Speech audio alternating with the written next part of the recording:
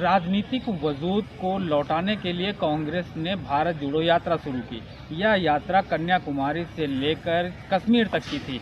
इस बीच में बहुत सारे राज्यों में से गुजरी, लेकिन उत्तर प्रदेश के एक हिस्से से ही ये यात्रा गुजरी। इन सारी बातों पर हम चर्चा करेंगे आज कांग्रेस के प्रवक्ता विकास श्रीवास्तव से, जो खुद ही भारत जोड़ो यात्रा का अभिन्न हिस्सा रहे हैं। विकास जी, आपका स्वागत है।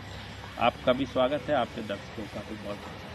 भारत जोड़ो यात्रा जो राहुल गांधी ने शुरू की, वो कितना सफल हुई और उसका जो कॉन्सेप्ट रहा वो जन जन तक क्या पहुंच पाया?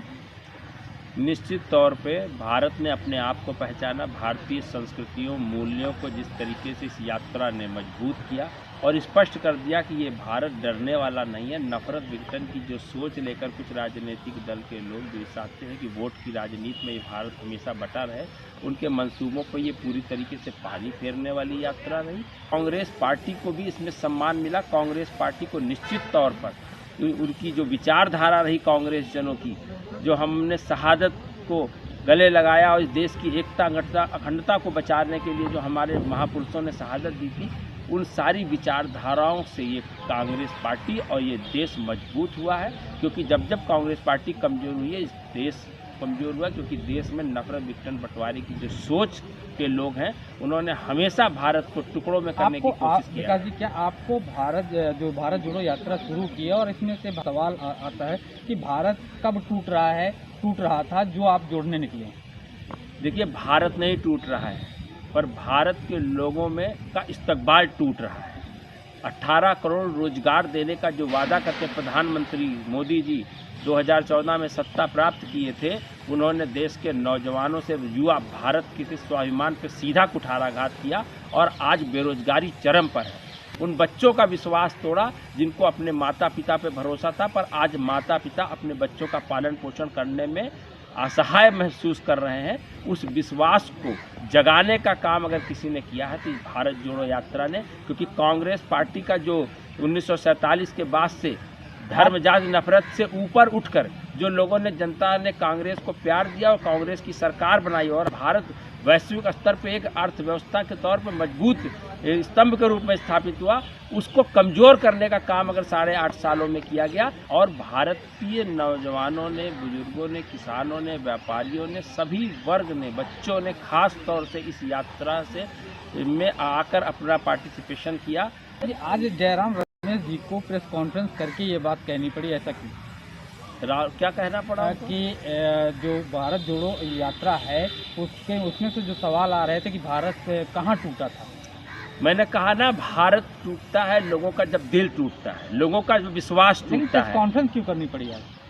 अब आप हमसे सवाल कर रहे हैं, मैं उसका जवाब दे रहा हूँ। क्यों करनी पड़ी का जवाब तो आपके पास होगा कि आप हमसे सवाल क्यों कर रहे हैं। जब भारत के लोगों का विश्वास टूट रहा है, भारत के नौजवानों का विश्वास टूट रहा है, किसानों को एमएसपी को लेकर अपना उनका विश्वास टूट रहा है, बेरोजगारी से लोगों के परिवार टूट रहे हैं, बेटियों की को अपनी सुरक्षा को लेकर उनका सरकार और कानून से विश्वास टूट रहा है, इस तरीके से भारत का संविधान टूट रहा है, लोग जाति धर्म के आंख इस तरह अंधे हो चुके हैं, इस तरीके की अफीम और नशा चढ़ चुका है कि लोग भारत के संवैधानिक ढांचे को तोड़ने का काम कर रहे हैं।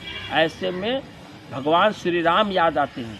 उन्होंने भी जब 14 साल तक अब सुमंत्र के रथ को और एक निर्वासित राजा की तरीके से जब उन्होंने जंगल जंगल सड़क सड़क टहलते हुए कोल भील दलित आदि वासियों के साथ में जब उन्होंने संपर्क साधा और उन्होंने पूरे भारत को जोड़ा, जिस तरह गौतम बुद्ध ने अपने आप को एक महाराजा होने के बावजूद राजसी महल ठाठ से बाहर निकलकर उन्होंने भारत को जोड़ा और भारत का जो भारत बनाया, वो भारत लगातार इन 8.5-9 सालों में छिन्न भिन्न हो रहा है। उसका जो प्यार मोहब्बत का जो ढांचा है वो टूटता हुआ दिखाई पड़ रहा है। इसलिए प्रेस कॉन्फ्रेंस होती है, इसलिए राहुल गांधी जी 3,500 किलोमीटर पैदल चलते हैं। सवाल लोग उनकी टी-शर्ट पे, उनके एटीट्यूड पे करते हैं, पर उन किसानों को से सवाल नहीं करते हैं कि जिनको एमएसपी नहीं मिलती है, उनकी फसलों का उचित मूल्य नहीं मिलता है, उनके तन पे कपड़े नहीं होते हैं। फटे हुए कपड़े को देख कर राहुल गांधी जी बिना कपड़ों के चलने के प्रयास कर रहे हैं, उस भारत को जोड़ने का प्रयास कर रहे हैं। कोई वो राजा के परिवार में नहीं पैदा हुए हैं, देश की शहादत देने वाले परिवार में पैदा हुए हैं राहुल गांधी। इसलिए वो चाहते हैं ये देश अपने आप को पहचाने, अपनी संस्कृति को पहचाने, संस्कृति से संस्कृत जुड़े, दिल से दिल जुड़े और हाथ से हाथ जुड़े। इसलिए राहुल गांधी जी पैदल चल रहे हैं। भारत जोड़ो यात्रा के बीच में ही हाथ से हाथ जोड़ो यात्रा शुरू किया आप लोगों ने, क्या कॉन्सेप्ट है? भारत जोड़ो यात्रा के परिप्रेक्ष्य में हम लोगों ने लोगों को मनोवैज्ञानिक और मानसिक रूप से जोड़ना सबसे बड़ा विषय है, क्योंकि आज विषय है कि आप धर्म जाति के नाम पर एक दूसरे से नफरत करेंगे, डरेंगे कि भारत के विकास में अपनी पूरी ऊर्जा लगाएंगे। जब आदमी धर्म जाति नफरत में बटा होता है तो कलेक्टिव अप्रोच नहीं हो पाता है, कलेक्टिव ऊर्जा का संचालन नहीं हो पाता है। उत्तर प्रदेश समेत पूरे देश में हाथ से हाथ जोड़ना अभियान पड़ना है, क्योंकि जब तक आप किसी दूसरे का हाथ स्वयं आगे बढ़ाएंगे नहीं, जब तक हाथ से हाथ नहीं मिलता है, तब तक दिल से दिल भी नहीं मिलता है। इसलिए कांग्रेस पार्टी गांधी की पार्टी है। प्यार और स्नेह के संदेश को लेकर राहुल गांधी और गांधी के संदेशों को लेकर हम सब एक एक दरवाजे पर दस्तक देंगे और पूरे भारत को एक साथ खड़ा करेंगे, क्योंकि हमको सरकार में आना है या नहीं आना है ये बाद में तय होगा, पर आज ज़रूरत है कि भारत में प्रेम बंधुत्व की गंगा और संगम होना चाहिए, क्योंकि इस वक्त भारत को लगातार विदेशी शक्तियों के इशारे पे तमाम सारे ऐसे लोग हैं, मैं नाम लेकर उनको महत्व नहीं बढ़ाना चाहता, पर वो धर्म जाति नफरत के नाम पर इस देश के संवैधानिक ढांचे को तोड़ना चाहते हैं और भारत के संविधान को कमज़ोर करना चाहते हैं। आज प्रधानमंत्री नरेंद्र मोदी ने बच्चों से बातचीत के दौरान एक बड़ा संदेश देने का प्रयास किया कि पवेलियन में जो आवाज़ें आती हैं मैच के दौरान उन पर गौर न करके जिधर चौके छक्के लग सकते हैं उस गेंद में उधर ध्यान देना चाहिए। इसका अगर राजनीतिक मायने देखा जाए तो बहुत ही दूरगामी है। देखिए, प्रधानमंत्री को बच्चों से राजनीति नहीं करनी चाहिए। बच्चे हमारी ऊर्जा है, हमारी शक्ति है, हमारा भविष्य है। प्रधानमंत्री को बेहतर हो कि अपनी जो उन्होंने कहा एक अभिभावक के तौर पे, उसके पीछे उनका क्या मकसद है, उनकी मन की बात वही समझ सकते हैं, क्योंकि आज तक 8.5-9 सालों में भारत उनके मन की बात को नहीं समझ पाया। केवल उन्होंने भारत की मन की बात नहीं समझी, अपने मन की बात कही। तो बच्चों से भी उन्होंने अपने मन की बात की।